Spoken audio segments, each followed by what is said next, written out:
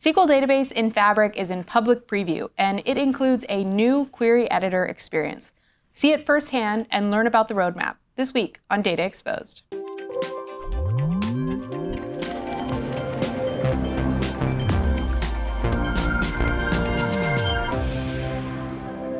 Hi, I'm Anna Hoffman, and welcome to this episode of Data Exposed. Today, I'm joined by Yole, and Yole, we're so excited to have you on the show. Can you tell us a little bit more about what you do? Thank you, Anna. My name is Yole, and I am a product manager on the SQL Databases and Fabric team. And I have been working on building the query editor and Copilot capabilities for SQL Databases and Fabric. So I work a lot with UX designers, engineers, data scientists to ensure that we are delivering a very lightweight and simplified experience for developers in the SaaS world. So a lot of the things we do is just making sure that we are delivering low code, no code capabilities, and also using the power of AI to help people perform their data tasks much easier. Cool, awesome. Well, we're super excited to have you on the show, and you're the exact right person to talk to us about this editor in SQL Database in Fabric. So kind of give us an overview, what is this thing for? How does it work? What kind of things have you guys built into it? Yeah, of course. Before we dive into the demo, I want to give a high-level overview of what the query editor is in SQL Databases in Fabric. So basically, it is this web editor for you to explore your database objects and write and execute T-SQL queries. And what we are really doing is targeting the developer persona. So the experience is very lightweight, it's very simplified, and at the same time, it's also integrated directly in the Fabric platform, meaning that all of the good stuff from OneLake and other Fabric workloads are also available in the query editor. And there's also a few key capabilities that we are offering, including the Object Explorer, which is where you explore all your database objects, the SQL text editor, and various low-code and no-code functionalities. And of course, we do have Copilot integrations in the query editor, which we'll talk about in later episodes. Awesome, cool. Well, this seems great. I would love to take a look at it. Yeah, awesome. Let's get started with the demo. Let's just open up a workspace that you have in Fabric. And to access the query editor, you can just simply click a database that you have access to. So now over here, you see the query editor. This is where you do your object exploration, where you write and execute T-SQL queries. The first thing you might see is probably this thing in the middle, which is the getting started page. There are a few quick actions that we provide to help you get started more quickly, including ingesting sample data or using data flow and data pipeline. Or if you want to start developing, you can also just write T-SQL queries that you want, or even use connection strings to connect this database to any tools that you prefer. And aside from that, there's also these T-SQL templates that we have to help you quickly create new database objects. Alternatively, if you prefer other client tools, you can also open your database directly in VS Code or SSMS as well. So yeah, let's get started by ingesting some sample data. And let's give it a few seconds to load. So it seems like it has loaded successfully. Let's go to our Object Explorer and take a look. And as you can see, all the database objects are now sorted by schema. So there are tables, views, stored procedures, all of that. And if there's something that you're looking for specifically, you can also just take a look at, just use the search bar to find the item that you want.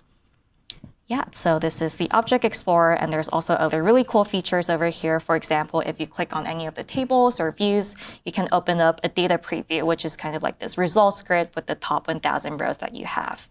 And in the context menu, there's also various scripting options. For now, let's just take a look at the select top 1,000 rows. And what it does is that it will take you to the query window, or a lot of people call it the SQL text editor. It generates the query and execute it for you. And yeah, so this is where all the queries that you created will look like. And you can find all the queries in the query folder over here.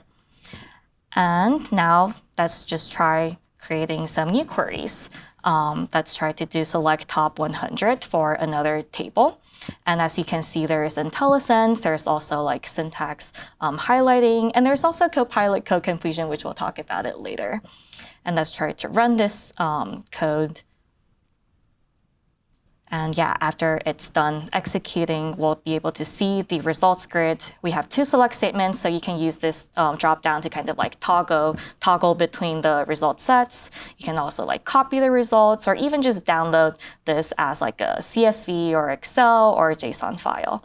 So this is the query editor. There's a lot of more really cool features in here, and I think people should definitely try it out to see it themselves. Awesome, cool. I love that tour. It was really comprehensive and took me through kind of all the different aspects. So I'd love to hear from you. Like, obviously, we recently announced public preview for SQL Database in Fabric. I'm sure we have a lot of things on our mind, or we're hearing from customers a lot of things that we want to continue to invest in. Can you tell us a little bit? Is there anything you can share about kind of the roadmap? Yeah, of course. We do have a lot of really exciting features coming up soon on our roadmap. A lot of them are low-code, no-code functionalities. For example, like GUI to help you design your database objects or design your query. For example, like the table designer, the visual query designer, and there's also data modeling of the really good stuff. And aside from that, we also have code snippets to help you write your queries like much more quickly. And there's also query sharing for you to like share any queries that you created with other members in the workspace for, like just like an easier collaboration space. Awesome, thanks. That's a really exciting roadmap, and it seems like there's actually quite a few things that you guys are working on. So it's great to hear that. My last question is around, obviously we're just getting started. Maybe you want like feedback from folks. Is there anything people should know about where or how they should submit feedback? Yeah, of course. As the PM, we love feedback. I'm sure you know about this too, Anna. So if you go to your SQL database, where you can submit your feedback is like in the ribbon over here, there's this button where it says like give editor feedback. You can just click on it. And over here, it'll ask you like overall, how satisfied are you with the product? And of course, like we appreciate as much detail as possible to help us improve the feature. So yeah, this is where you'll be able to submit your feedback. And we do like value these feedback a lot. We look at them, like each one of them, and really like each of the feedback does like affect our priorities on like the features and our plannings and all of that. Awesome, cool. Thanks, Yole. It's also super nice that it's so integrated and easy to get started with. Folks, thanks, Yole, actually, for coming on the show. And folks, if you like this episode, go ahead, give it a like, leave us a comment, let us know what you think about this new query editor experience and what you want to see next. We'll put some links in the description for you to learn more, and we hope to see you next time on Data Exposed.